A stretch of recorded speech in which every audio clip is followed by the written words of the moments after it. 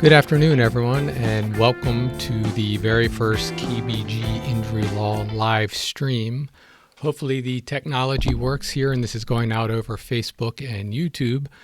My name is Evan Kline, and I am a personal injury and wrongful death attorney with KBG Injury Law. We have offices in Newark, Harrisburg, Lancaster, Gettysburg, and pretty much everywhere in between. I hope everyone's doing okay during this crazy time of long hair and everything else. We are here today to talk about auto insurance. And the reason we decided to do that is because we see all the time people come to us with problems with their insurance that they weren't aware of, coverage they don't have, or limitations on their policy that they're not aware of. So we want to make sure that you understand what you're purchasing and purchase the right coverage to protect you and your family. So what we're going to do, I've never been a big fan of talking heads. So in a moment here, I'm going to go away. This is going to be a very visual presentation. And at the end, if there are any questions, I will either pop in and see them on the Facebook and YouTube pages and answer them at the very end, or I'll answer them later on by typing my answers. So let's get right into it here. The way I've broken this down is we're going to cover four things. We're going to start by talking generally about what auto insurance is and what it means when you enter into a contract with your insurance company. After that, we are going to go through a declaration page, which is the paper you get, or it could be a few papers, usually once or twice a year from your insurance company, and it lists all the coverages that you have. We'll break that down so you understand what you're purchasing. Then I want to cover a few important considerations, a few things that you really need to keep in mind when you are shopping for insurance or modifying your policy. And then we'll wrap up by going through what I call the 10 commandments of auto insurance law. I don't think this is going to take too long, probably about 15 to 20 minutes. So hopefully this helps you. Let's start talking about auto insurance and what it is. It all begins with your insurance policy. That is a contract between you and the insurance company. You are making a bargain with the insurance company. You are giving them money, and in return, they are hopefully doing their job and paying what they're supposed to when you make a claim under your policy. So like I said, you have your insurance policy that is a bargain, but that bargain is not a level playing field. The insurance company wrote the policy. They wrote things like what are called exclusions into the policy, all with one goal. They want to keep as much money as they can on their side of the table. They view this as, in essence, legalized gambling, whereby they take your money in the hopes that they can keep a lot more of it than they pay out. So what can you do to level the playing field? You can educate yourself, and that's what we're going to talk about now. And the way we're going to do that, like I mentioned, we're going to go through your declaration page. This is, like I said, the document that you get from your insurance company. It has a bunch of words and numbers on it, and understandably, if you're not in the insurance business, you're not going to know what much of this means. So let's walk through that step by step here. The first type of coverage that you might buy under your policy is called liability coverage, and that includes bodily injury and property damage coverage. What is that?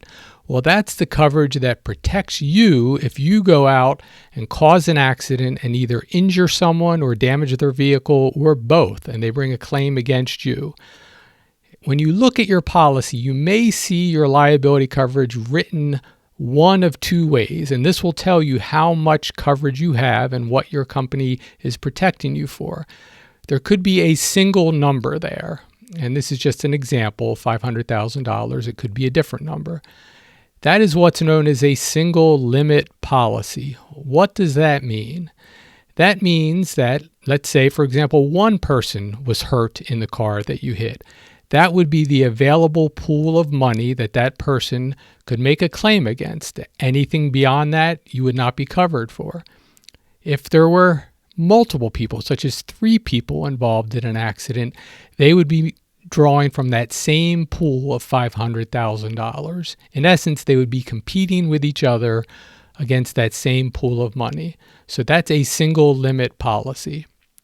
You might, though, see your policy written with 2 numbers on it. And again, this is just an example.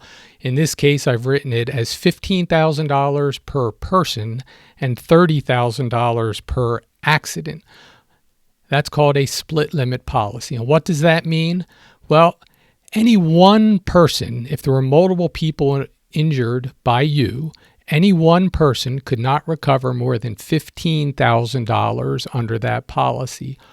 All totaled together, they could not recover more than $30,000. So let's say that first person recovered $10,000. That would leave $20,000 for the final 2 people to compete for. Keep in mind the state minimum coverage that you have to carry at least this much is $15,000 per person, $30,000 per accident. Again, that is where your insurance company protects you if you cause a loss to someone else. Anything beyond that, and you would be uncovered. Let's now move down through this declaration page to first-party benefits. And what does first-party benefits mean? You are the first party. So this is a type of coverage paid to you. The first thing we'll look at is medical coverage. Pennsylvania, when it comes to medical bills, is a no-fault state. What does that mean? That means that no matter who's at fault for an accident in Pennsylvania, your own car insurance pays your medical bills. So if someone else injures you, or if you drive off the road and hit a parked vehicle, the same thing's going to happen. You will make a claim for those medical bills under your own automobile insurance. And the reason for that is our legislature didn't want people like you who are hurt to have to get into a fight with someone else's insurance company just to get the medical treatment that you need. So no matter who's at fault for an accident, your own car insurance will pay your medical bills.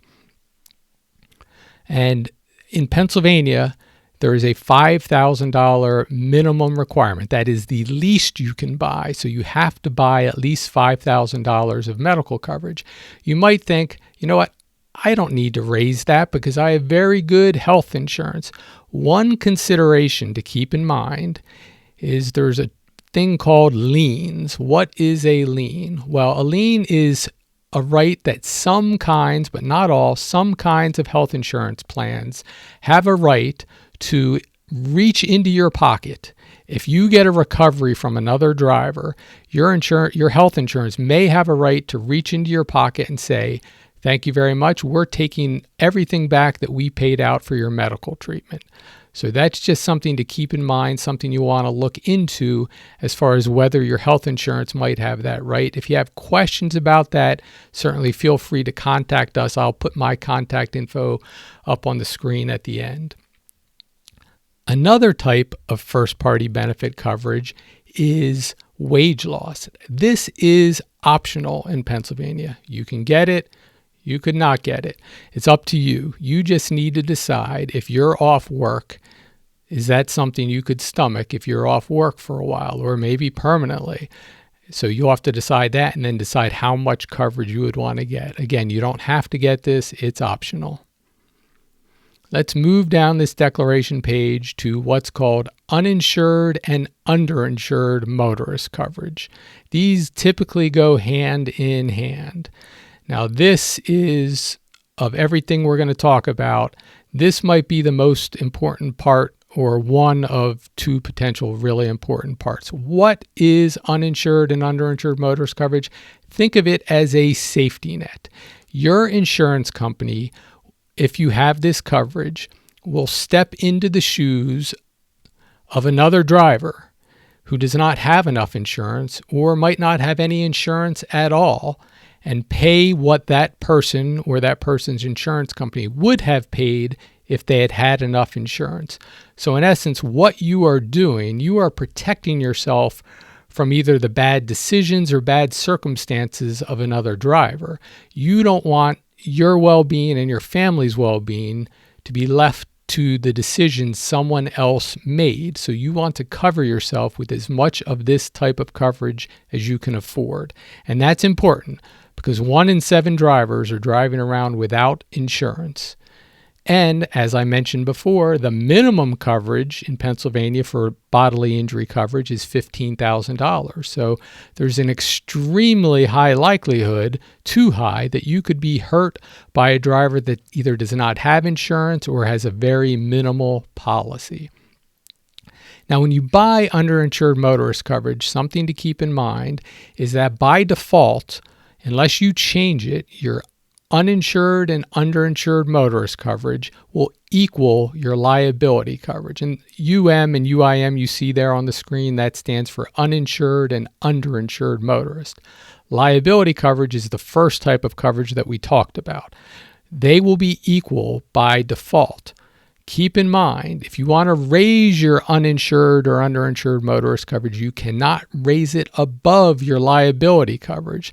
So if you are going to raise it, you need to first raise your liability coverage. In other words, our legislature did not want people to be able to protect themselves more than they protect people they might hurt. So something important to keep in mind. Also keep in mind something called stacking. What is stacking? Well, imagine you have one car. You have $100,000 of uninsured or underinsured motorist coverage on that car.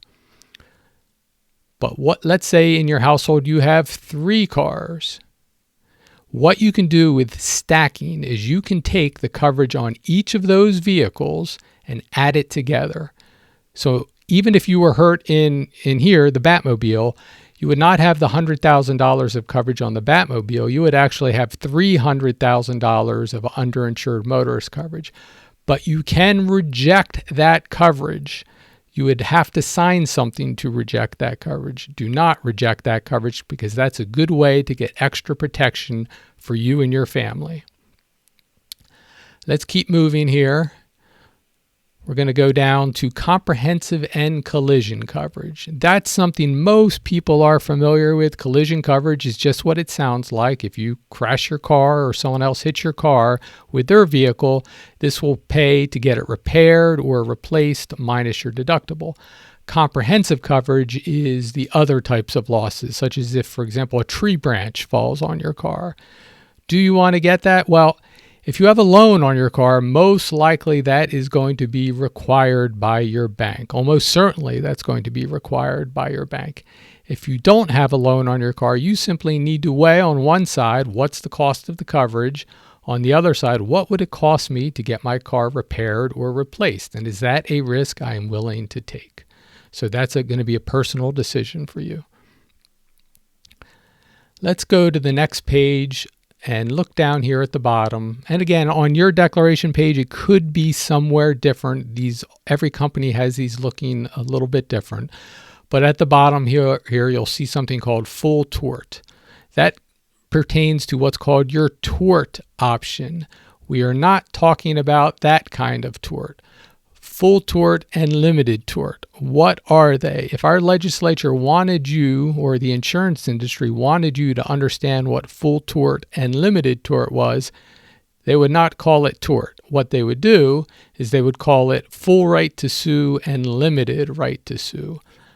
We get calls all the time where clients and other people say, oh, I have full coverage. Full tort is not the same as full coverage. Full coverage is not an official term, but generally that refers to you have coverage on your vehicle for collision and comprehensive. So what is full tort then? Full tort is your right after someone injures you to bring a claim against them and their insurance company for economic damages and non-economic damages. What are they? Well, economic damages are just what they sound like.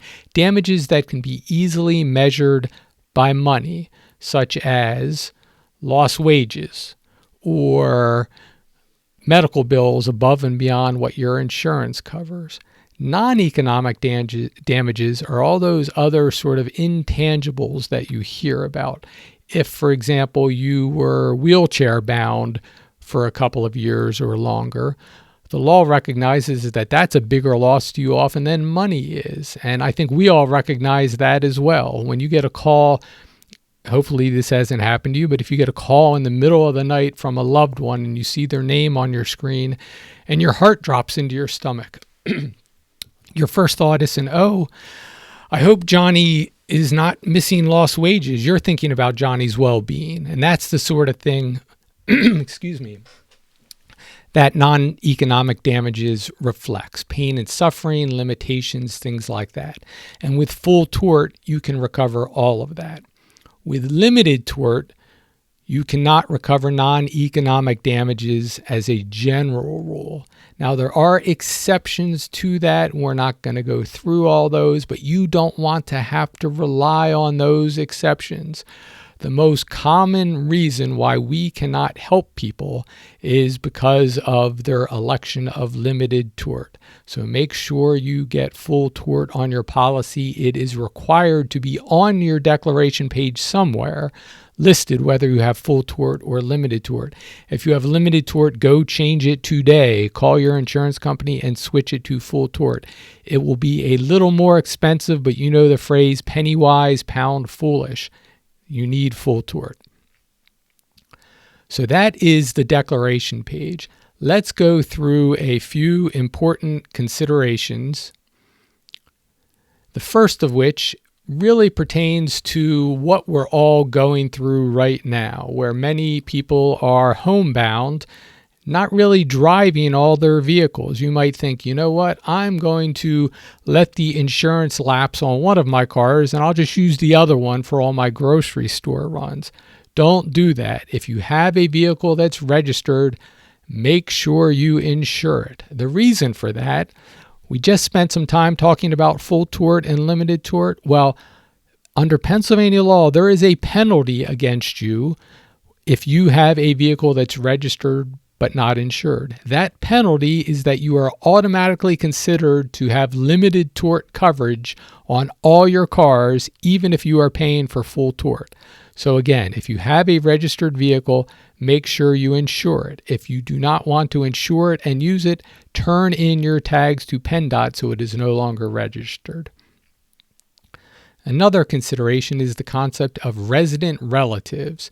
If you have a family member living in your home, that person is considered an insured. They are covered under your automobile policy. Likewise, you are covered under their policy. However, keep in mind that if you are driving their car regularly, let the insurance company know and get listed as a driver on that policy so the insurance company can't try to pull shenanigans later. Another consideration that is not as important as it used to be because of a Pennsylvania Supreme Court case from last year has to do with having multiple cars in the household insured with different companies. Don't do that. Make sure all your cars are insured with the same company and they're all on the same policy, because there used to be a way an insurance company could get out of paying certain benefits under one policy or another if they were not insured on the same policy. And you can rest assured that Supreme Court case I talked about, that probably as we speak, the insurance lobby is in Harrisburg trying to get laws passed to change it back to how it used to be. So just remember, get all your vehicles insured on the same policy with the same company. Motorcycles with many companies, you cannot insure them on the same policy with the same company. So you might not have a choice, but if you call around, maybe you can find a company that will do that. Also, antique cars, you generally cannot stack coverage with antique vehicles. This next one is important. If you regularly use a vehicle but don't own it. So one example of that might be your employer's vehicle. You have a vehicle, maybe you're a police officer. You cannot use your own, in many situations, you cannot use your own underinsured motorist coverage if you are injured in that other vehicle such as the police car. You need to look at your policy and see if it has something called an exclusion in it, which is language that says if you're hurt in a vehicle that you drive regularly, that you don't own, we're not going to cover you if you're hurt in that vehicle. So that's something important just to keep in mind if you are in a line of work where you're driving another vehicle regularly. So those are the end of the special considerations I want to talk about. Let's go through what I call the 10 commandments of auto law, and then we'll be done. Commandment number 1, review your policy, review your declaration page. Now that you know hopefully what all that means, take a look at it and make sure you have the right coverage to protect yourself. Number 2, as you go through it, make sure you know what it says. If you don't, call us. Please call us or email. Again, my contact information will be at the end of the slide, but any one of our personal injury attorneys can help you with that. Make sure you choose an insurance company carefully. That could probably be a whole nother webinar, the pros and cons of all the different companies, but ask around or talk to us and make sure you pick the right company for your situation. Keep all your coverages with one company. We just talked about that. And we also just talked about keeping all your vehicles covered under one policy. Full tort. I hope I stressed that enough. Make sure you have full tort coverage on your policy. Purchase high bodily injury limits. That's also the liability limits that we talked about, so that you can increase your uninsured and underinsured motorist limits.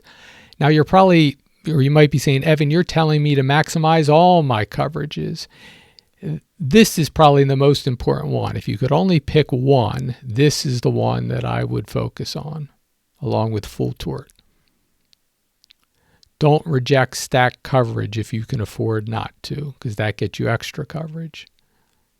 And again, if you can afford it, and take a look at your health insurance to make sure it doesn't have lien rights, but if you can afford it, maximize your first-party medical and your wage coverage.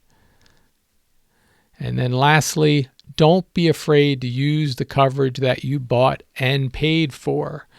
The insurance industry has done a masterful job over the past couple of decades with a subtle and slow PR campaign, a viral campaign to make people feel guilty about using what they purchased. What other industry, there aren't many, are you afraid to buy something and then not use it?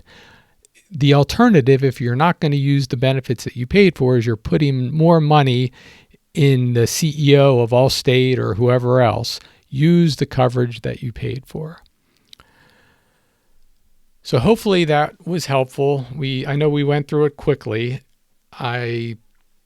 Just glancing over here, it's hard for me to tell. What I'll do is I will pop into the feed later when we're done. And if there are any questions, I'll answer them now or I'll answer them later.